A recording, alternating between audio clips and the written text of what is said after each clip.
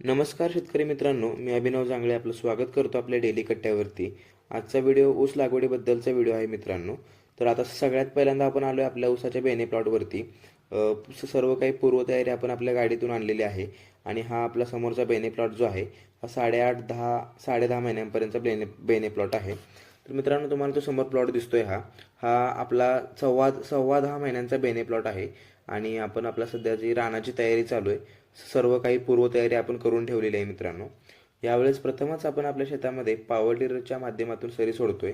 म्हणजे 27 HP tractor आहे Kubota, त्याच्या पाठीमागे पॉवर टिलर मशीन आहे आणि त्याच्या माध्यमातून सरी सोडण्याचा एक नवीन प्रयोग आपण करून बघतोय.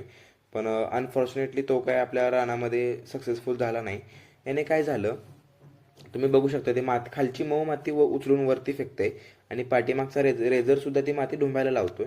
त्याच्यामुळे जी मध्ये चार असते ती चार घट्ट झाली आणि त्याच्यामुळे ज्यावेळेस आपण पाणी सोडून कांडी बुडवतो, म्हणजे कांडी बुडवून लावतो, त्यावेळेस कांडी बुडत नव्हती.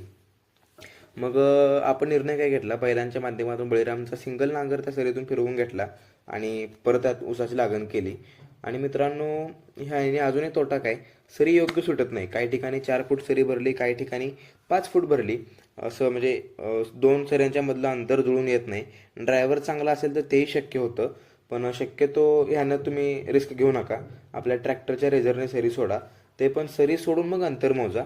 आणि मित्रांनो, जनरली ऊसाची लागवड करताना ऊसाचे बेनं 9 महिन्यांपासून समोरचं जर तुम्ही बेनं घेतलं, जास्तीत जास्त 11 महिन्यांपर्यंत तुम्ही बेनं सिलेक्ट करा. खोडव्याचं बेनं वापरू नका, ते उगवायला त्रास देऊ शकतं.